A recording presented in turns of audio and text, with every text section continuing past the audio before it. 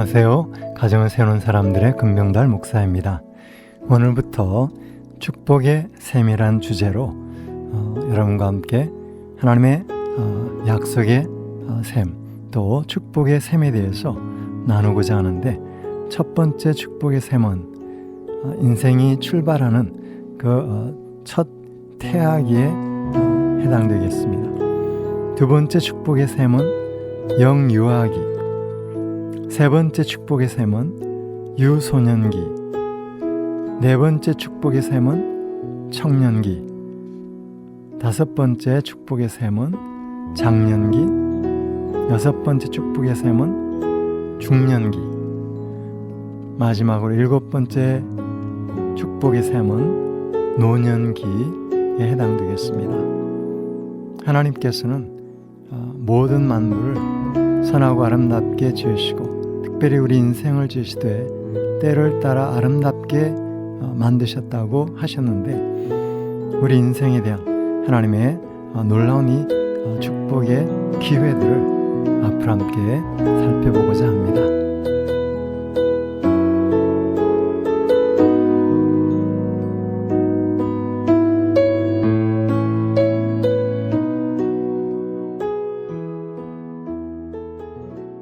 오늘은 여섯 번째 축복의 셈, 청년기에 대해 함께 살펴보고자 합니다. 몇 년 전이었죠. 영국의 윌리엄 왕자가 결혼하게 될 때 영국 전체가, 전 세계가 떠들썩하도록 아주 장엄한 결혼식을 올리는 것을 지켜볼 수 있습니다. 그것은 우리 그리스도인들에게 앞으로 다가올 예수님의 재림, 신랑 되신 그분이 우리 모든 성도들을 만나게 하시는 그 천상의 결혼식 장면을 연상해 주는 것 같았습니다. 물론 아마도 실제로 훨씬 위대하고 장엄한 결혼식 장면이 저희들이 이제 천국에서 주님을 만날 때 맞게 될 그런 경험입니다. 아울러 우리 각 가정마다에서도 이제 우리 자녀들이 결혼하게 될 때 그 결혼 예식은 앞으로 맞이할 그런 천상의 그 결혼 잔치를 그려보는 하나의 연습 과정이라도 할 수 있을 것입니다. 아가스에 보면 아가스 2장 10절에 이하에 나의 사랑하는 자가 내게 말하여 이르기를, 나의 사랑, 나의 어여쁜 자야, 일어나서 함께 가자. 겨울도 지나고 비도 그쳤고 지면에는 꽃이 피고 새가 노래할 때가 이르렀는데 비둘기의 소리가 우리 땅에 들리는구나. 무화과 나무에는 푸른 열매가 익었고 포도나무는 꽃을 피워 향기를 토하는구나. 나의 사랑, 나의 어여쁜 자야, 일어나 함께 가자. 이런 이제 아름다운 묘사가 있습니다. 이 아가스는 표면적으로는 이스라엘의 전성기를 이루었던 솔로몬 왕이 낭만적인 그런 사랑의 노래를 읊은 것으로 한 남자와 한 여자의 로맨틱한 사랑을 노래한 연가로 보여집니다.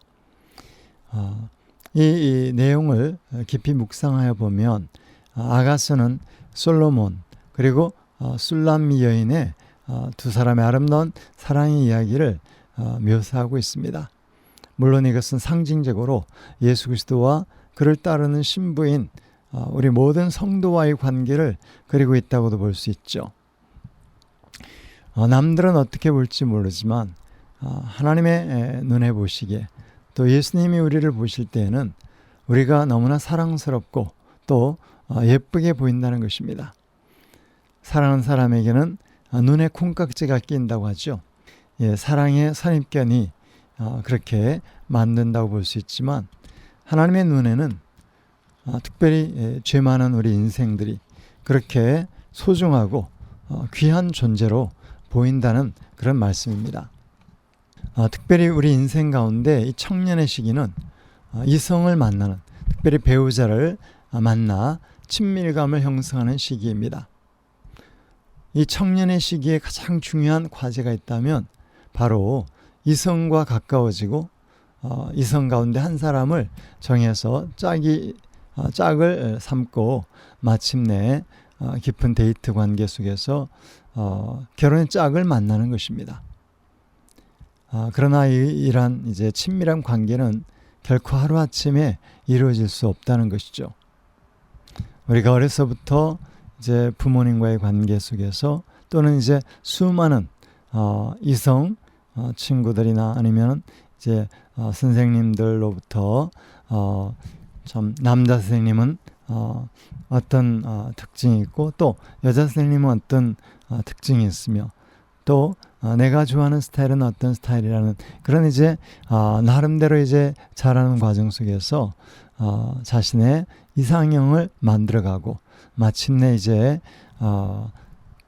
청년기가 되어서 자기 마음에 드는 한 사람을 이제 정하게 되겠죠. 이런 이제 만남, 이 만남을 위해서 우리가 좀 이해해야 될 부분이 있습니다. 특별히 이제 우리 자신의 그 배우자의 만남도 돌아볼 수 있고 또 나아가서 우리 자녀들이 배우자를 만날 때 과연 어떤 배우자를 택하기가 쉬운지 또는 우리 배우자를 택하는 그 자녀들의 시선을 어떻게 우리가 좀 도와줘야 할지 이런 부분들 살펴볼 수가 있으면 좋겠습니다.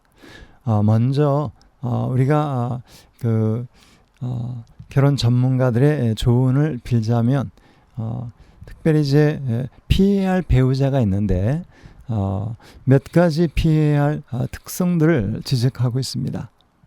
첫 번째로 이야기하는 배우자의 특성 가운데 피해야 될 사람은 정직하지 않은 배우자. 예, 사실 자기 자신의 상황에 따라 자신의 입장을 변화하기 위해서 크고 작은 거짓말을 우리가 안 하고 살 수 없겠지만 그러나 할 수 있는 대로 정직한 삶을 사는 것이 우리 크리스찬의 가치관이 되어야 되겠고 특별히 이제 이성 배우자를 만나는데 자기를 너무 과대 포장하거나 또는 정직하지 못하게 자기의 백그라운드나 자기 가족 상황을 거짓말로 속인다면 그것은 무엇인가 문제가 있고 결혼 후에도 나중에 참 심각한 그런 상황이 벌어질 수도 있겠기 때문에 정직하지 못한 배우자는 피하는 것이 좋다. 또 다른 면에서 이제 피해야 할 배우자의 모습은 이제 무책임한 배우자. 약속을 해놓고 지키지 못한다든지 또는 너무 쉽게 이야기하고 말에 따른 실행이 따르지 않는다. 또는 이제 무책임하게 자신의 삶을 책임감 있게 정리하지 못하고 너무 과도하게 크레딧 빚을 갖고 있다든지 또는 자신의 삶이나 또 시간을 제대로 잘 활용하지 못한다든지 이러한 모습들은 책임감 있는 그런 이제 남편으로서 아내로서 또 사회인으로서의 삶을 살아갈 때 여러 가지 장애가 될 수가 있습니다. 그런 면에서 무책임한 그런 모습의 배우자감은 우리가 피해야 할 그런 대상이라고 볼 수가 있겠죠. 그 외에도 우리가 이제 특별히 21세기 감성의 시대라고 하는데 사실 남자든 여자든 감정적인 그런 부분들이 함께 이렇게 나뉘어지는 것이 참 중요한 삶의 요소인데 그런 감성적인 부분들을 서로 나눌 수 있을 만큼 대화가 이루어질 수 있다면 그만큼 좋은 배우자감 또는 이제 참 요즘 보기 드문 서로 마음이 통하고 대화가 통하는 그런 짝이라 이렇게 볼 수가 있고 그런 사람은 그만큼 또 이제 후한 배우자감의 점수를 드릴 수가 있을 것입니다. 이제 배우자를 선택하는데 우리가 어떤 그 형태로 특별히 이제 어떤 경우 한눈에 반해서 좋아지고 또 마침내 결혼까지 했는데 나중에 지내보니까 내가 정말 바라던 또 내가 그렇게 마음에 들었고 그렇게도 정말 이 사람은 내 천상의 배필이라 생각했던 그 짝이 아니었다고 나중에 이제 후회하는 그런 경우가 들어 있습니다. 왜 그런 일들이 일어날지. 네. 우리 자신도 그렇고 우리의 자녀들이 앞으로 어떤 이유로 특정한 배우자감에 끌리게 되는지, 몇 가지 배우자를 선택하게 되는데 그 배경 이론이 있다는 것이죠. 그 가운데 이제 대상관계 이론이라는 게 있습니다. 그것은 어린 시절에 양육자의 모습에서 미래의 배우자에 대한 그림을 갖게 된다는 것이죠. 특별히 이제 어린 시절 자기를 따뜻하게 대해줬던 아빠나 엄마, 주로 이제 이성 부모가 되겠고, 또는 이제 이모나 이모부, 또는 이제 자기를 가까이 대해줬던 그런 이제 양육자의 모습에서 이성의 나중에 만날 이성 배우자의 이미지를 형성하게 된다는 건데요. 그분의 냄새나 표정, 또는 행동하는 모습이나 제스처, 또는 음식이나 분위기, 사랑의 표현 방식 등 이런 것들이 비슷한 그런 모습으로 이렇게 연결될 때, 오버랩 될 때 바로 자기 자신에게 꼭 맞는 배우자, 또는 내가 정말 꿈에도 찾던 그런 사람이라는 그런 무의식적인 인식이 있게 된다는 것이죠. 일찍이 동물학자 로렌스 박사가 재밌는 그런 실험을 했습니다. 그는 어미 거위 대신 거위 새끼들을 돌보고 키웠는데, 특별히 이제 거위 새끼들은 어미 거위를 무시하고 로렌스라는 이분이 나타날 때마다 자기 어머니로 생각하고 열심히 줄지어 따라다녔다고 하죠. 이게 바로 거위 새끼가 아주 갓 태어나자마자 로렌스가 돌봐주고 또 먹이를 주고 했던 그런 관계로 말미암아 사랑과 애착의 대상이 자기 거위 어머니가 아니라 이 로렌스 박사에게 애착이 연결이 됐던 것이죠. 또 재밌는 것은 나중에 갈가마귀 새끼들이 이제 나중에 자란 후에는 성숙하게 되면 그 벌레를 잡아서 자기가 이제 구애하는 그 대상에게 벌레를 잡아서 먹이를 이렇게 입에 넣어주는 그런 것이 사랑의 힘이라고 이야기를 하는데, 이 로렌스 박사가 어린 갈가미 새끼를 잘 돌봐줬더니 나중에 갈가미가 성숙한 후에 로렌스 박사가 나타날 때 로렌스 박사 귀에다가 이 벌레를 잡아다가 집어넣는 그런 이제 모습을 관찰할 수가 있었다고 합니다. 이런 것들이 결국 이제 동물의 실험이지만 사람의 경우에도 상당한 연관성이 있지 않겠는가. 그래서 만 3, 4세 이전에 이 아기가 어떤 사람과 애착 관계를 맺느냐에 따라 이제 훗날 배우자를 결정하는데 중요한 영향을 미치게 된다. 그렇게 이제 본 것입니다. 그 외에도 또 존 샌드포드라는 분이 이제 투사 이론이라는 것을 나름대로 정리하고 발표했는데, 이 투사란 특별히 이제 사람은 남성적인 특징과 여성 특징을 모두 갖는데, 남성은 자신 안에 없는 여성성을 자신이 매력적으로 느끼는 여성에게 이제 투사하고, 또 여성들은 자신 안에 없는 남성성을 이제 자신의 그 만나는 남성에게 이렇게 투사해서 자기들의 어떤 이성적인 필요를 자기가 만나는 상대방에게 투사를 해서 그 남성으로부터 받고 싶은 사랑이랄까, 또는 어떤 필요들을 이제 투사하고 그게 이제 끌려서 사랑에 빠진다라고 말을 합니다. 다르게 말하면 남성적인 특성을 갖지 못한 여성은 그런 특성을 가진 남성에게 끌리게 되고, 또 여성적인 특성을 갖지 못한 남성은 그런 자신의 어떤 부족한 특성을 갖고 있는 여성에게 끌리게 된다. 특별히 이제 최근에는 DNA 연구를 바탕으로 DNA 가운데 우성인자 DNA와 열성인자 DNA가 서로 가장 적합하게 만나게 될 때 생명의 유지와 증식을 유리하게 이끌 수 있도록 그렇게 사람들이 끌리지 않는가, DNA적인 그런 이론을 이야기하기도 합니다. 또 이마고 이론이라는 게 있는데, 이것은 아까 대상관계 이론과 비슷한 이야기지만, 대부분의 젊은이들이 자라면서 자신의 어린 시절 자기를 키워주던 그 사람들의, 특별히 이성 부모의 상에서 자신이 정말 필요하고 체험받고 싶었던 그런 이제 아쉬움이 남아서 이제 후에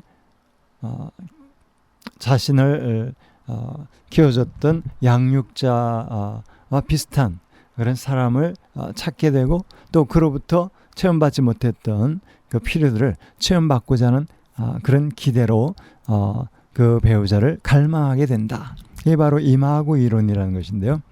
예, 그렇습니다. 많은 경우 자기가 정말 이 사람이다 싶어서 결혼을 했는데 막상 살아보면 여전히 자신이 필요한 것들을 체험받지 못해서 힘들어하는 그런 모습들을 고백하게 되고, 또 속았다는 이야기를 하게 되죠. 저와 저희 집사람도 어렴풋하게 아마 이런 부분이 있지 않았나 싶은데요. 저희 집사람은 제가 은근히 장인어른을 많이 닮은 모습이 있었다고 합니다. 제가 장인어른만큼 키가 크진 않았지만 아내가 보기에는 키도 크고, 또 무뚝뚝한 것 같이 또 침묵하는 성격 스타일, 이런 모습들이 아버지의 모습이 많이 있었다고 합니다. 그리고 막상 이제 저를 좋아하고 또 결혼을 했는데 아빠로부터 받지 못했던 그 자상한 그 사랑스러움, 또 사랑해주는 그런 모습들, 이런 것들을 이 남편은 해주리라고 기대했는데 역시 기대를 했지만 그러지 못했습니다. 그러다 보니까 후회를 하게 되고 자기는 속았다는 기분을 이제 표현을 하는 것을 들었습니다. 저는 나름대로 제 아내에 대한 기대가 제 어머니로부터 여성의 어떤 모습에서 찾고 있었던 것 같아요. 그래서 어느 날 제가 이제 신혼초의 이야기지만 집에 막 들어왔는데 구수한 된장국 냄새가 났습니다. 그래서 오늘 된장국을 모처럼 먹게 되겠구나, 아주 기대를 갖고 이제 된장국을 맛을 봤습니다. 근데 제가 기대했던 맛이 전혀 아닌 거예요. 제가 아내에게 한 말이, 여보, 된장국 맛이 왜 이래? 이런 식으로 이야기를 했습니다. 저희 집사람은 나름대로 된장국을 안 끓여보다가 참 정성껏 나름대로 이것저것 다 넣고 했는데 제가 기대했던 맛을 전혀 이제 가까이 가지 못했으니까 이제 하나의 충격을 받았다 그러더라고요, 나중에. 그래서 그 다음 한 1년 가까이를 된장국을 안 끓여주더라고요. 뭐냐면 제가 기대했던 맛은 제 어머님이 끓여줬던 된장국 맛을 그 맵고 짜고 칼칼한 그 맛을 기대했는데, 제 아내가 끓여준 된장국은 아주 일본의 미소숲처럼 그렇게 아주 멀겋고 아주 덜 짜게, 아주 국처럼 그렇게 만들어낸 그런 맛이었습니다. 그래서 그 맛의 차이, 그리고 이제 저의 기대의 차이 때문에 제 아내는 굉장히 참 음식 만드는 데 대한 자존심을 굴리게 되고, 그리고 나름대로 속으로 마음에 그 상처를 입은 그런 사건이 있었습니다. 예, 그 외에도 이제 여러 가지 이론들이 있겠습니다만은 이 시간은 계속해서 그럼 우리가 우리 자녀들이 성장하고 마침내 청년기가 되었을 때 이 부모의 역할은 과연 어떻게 해야 될 것인가? 성경 말씀 창세기 2장 24절에 보면 이러므로 남자가 부모를 떠나 그의 아내와 연합하여 둘이 한 몸을 이룰지라 그렇게 말씀했습니다. 사실상 이 시기에 부모의 역할은 성인 자녀를 잘 떠나 보내는 일입니다. 미국은 더 심하지만 거의 전 세계적으로 이제 만 18세 정도가 되면 성인으로 인정을 해주고 그리고 부모로부터 간섭받지 않고 나름대로 자신의 삶을 살아갈 수 있도록 그렇게 독립적인 그런 존재로 인정을 해줍니다. 근데 안타까운 것은 이 부모님들이 자녀를 떠나보내는 것 쉽지가 않습니다. 특히 건강하지 못한 역기능적인 가정, 다시 말하면 우리 부모님의 부부 사이가 건강하지 못하고 좋지 못할 경우에 주로 이제 삼각관계가 형성이 되는데 이제 남편과 아내가 사이가 좋지 못해요.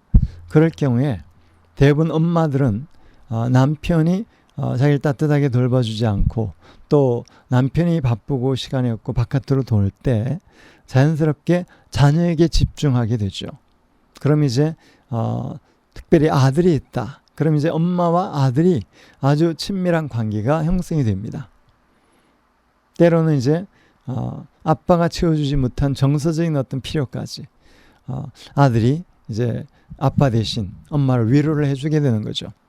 그런 가운데서 잘 자라는데 이제 사춘기가 들면서 이 아들들이 자신의 그 정체성은 분명히 남자이기 때문에 엄마와 아빠가 가까운 대신에 엄마가 자기를 가까이 하고 의지하는 데 대해서 굉장히 불편함을 느낍니다. 딸들도 마찬가지겠죠. 혹시 아빠와 딸이 가까운 관계라면 엄마와는 적대적인 관계가 되기 쉽고 그렇게 될 때 사춘기가 되어서 이성 친구들을 만나고 친구 관계 속에서 이렇게 나가다 보면 이제 아빠와의 관계는 이렇게 가까운 아빠와 딸들의 관계가 그렇게 가까운 사람들이 별로 많지가 않은 거죠.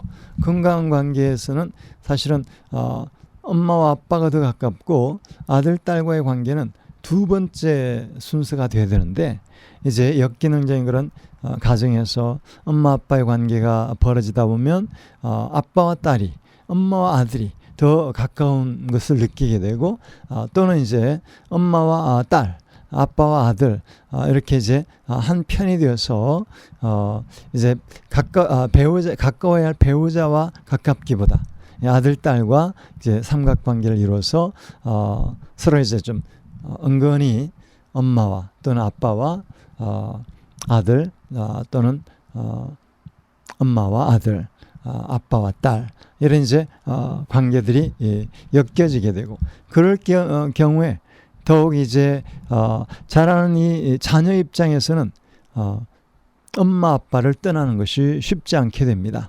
왜냐하면 이제 부모님 관계가 갈등이 심한 그런 사이 가운데 혹시 자기가 떠난 후에 부모님이 잘못될까 봐 감히 떠나지를 못하는 것이죠. 특별히 정서적인 그 끈을 놓는 것이 쉽지가 않습니다. 그러나 이것은 건강한 것이 아니죠. 이제 다 큰 자녀들은 부모를 떠나야만 자신의 이제 새로운 이성 친구 또 마침내는 자신의 배우자가 되는 그 사람과 친밀한 관계로 나아갈 수 있고 진정한 새로운 축복의 단위로서 하나님의 이제 새로운 가정을 선물로 받을 수가 있게 되는 것이죠. 혹 편부모 아래 자라게 되면 그만큼 이 청소년들이 청년이 되는 것이 쉽지가 않습니다. 왜냐하면 홀로 계신 부모를 두고 자기가 짝을 만나고 시집이나 장가를 간다. 여간 부담스럽지가 않을 것입니다. 그러나 역시 건강한 가족관계는 이 자녀는 떠나야 하고 부모 입장에서는 떠나 보내야만 합니다. 물론 이렇게 말씀드린다고 해서 반드시 자녀가 18세 이후에는 부모 집에서 떠나가야 된다. 이 공간적인 그런 서로의 어떤 별거 상태 또는 집을 따로 얻어야 되는 그런 입장은 아닙니다. 보다 중요한 것은 정서적인 떠남이죠.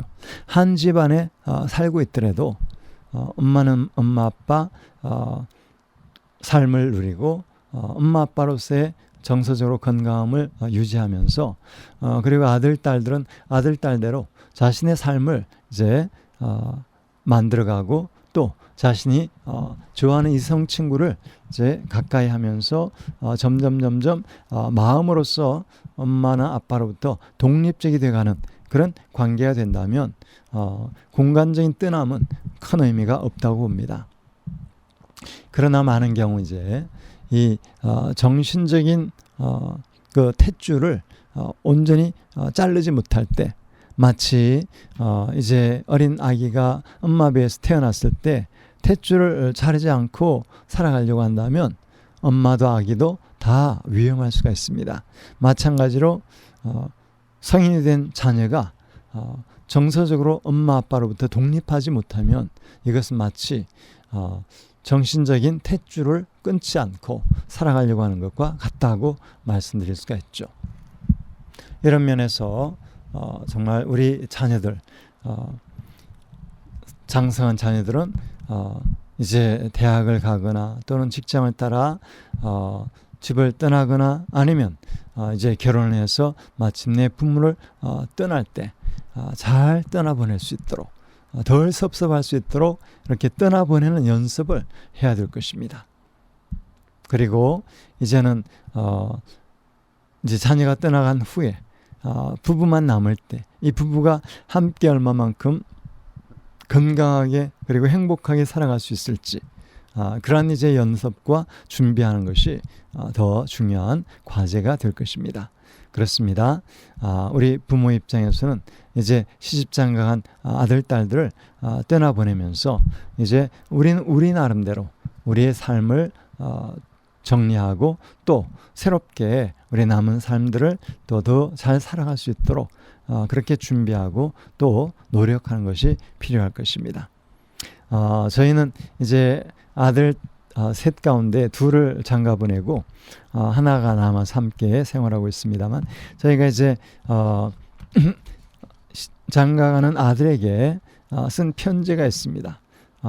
좀 섭섭한 마음도 있고 할 때 뭔가 이렇게 좀 의식이 필요하다고 생각이 드는데요. 결혼식 며칠 전 이 편지를 써서 전해줄 때 나름대로 마음의 정리가 많이 드는 것을 볼 수가 있었습니다. 저희 아내가 초안을 잡고 제가 함께 써서 편지를 아들에게 썼습니다. 아들 진섭아, 내 결혼을 진심으로 축하한다. 우리 가정에 진섭이를 보내주셔서 자라게 하신 하나님께 감사드린단다. 네가 엄마의 무릎에서 어리광과 고집을 부린 때가 엊그제 같은데 결혼에 새 출발을 한다고 생각하니 한편으로는 떠나보내는 것이 아쉽지만 다른 한편으로는 기쁘고 또 여러 면에서 성숙해진 내 모습과 삶이 대견하구나. 부모가 자녀를 키운다고 하지만 사실은 너희들이 부모의 속사람을 키우는 것 같다. 부모인 우리는 너를 돌보며 사람을 끝까지 사랑하는 법과 인내를 배웠고 소망을 갖고 믿음으로 바라보며 지켜봐 주는 것을 훈련했고 또 절제를 훈련하는 기회를 갖게 되었단다. 너를 통해 삶의 소망과 기쁨을 많이 얻었단다. 엄마 아빠가 어렵고 힘들었던 때에도 너희들은 우리의 힘이 되어 줬단다. 그리고 네가 있었기에 고단한 삶도 어렵지 않았고 마음의 힘을 얻게 되었고 아무렇게나 삶을 대하지 않고 우리의 뒤를 따라오는 너희에게 더욱 귀감이 되고자 열심히 살게 되었단다. 너를 따라 보내는 지금도 내 삶에 조금이라도 보탬이 될 수 있기를 바라며 삶을 대하는 온 매무새를 다시 한번 가다듬게 된단다. 사랑하는 아들아, 그동안 형들과도 사이좋게 지내서 고마웠고 자랑스러운 아들로 자라줘서 고맙다. 우리가 가진 최선을 다해서 너를 양육했지만 너의 기대에 못 미치거나 필요를 채워주지 못한 것에 대해서는 너그러운 마음으로 용서해 주기를 바란다. 이제 너를 떠나보내며 너를 잉태케 하시고 또 네가 잘 자랄 수 있도록 인도해 주신 하나님의 크신 손길에 감사를 드린단다. 이제 엄마 아빠의 도움보다 너의 아내 서영이의 도움을 받으며 하나님의 사람으로 계속해서 성장해 가기를 바란다. 아들아, 그동안 고마웠다. 엄마 아빠가 너를 키웠다고 하지만 사실은 네가 우리의 속사람을 키워줬고 또 많은 기쁨과 감격의 시간들 그리고 삶의 풍성함을 안겨주었단다. 아들아, 사랑한다. 그리고 행복하거라. 서영이와도 아름답고 복된 가정을 만들어가기를 간절히 기도한다. 새로운 가정을 꾸려 출발한 너희를 마음껏 축복하면서 사랑 안에서 엄마 아빠가. 네, 오늘 여기까지 하겠습니다. 감사합니다.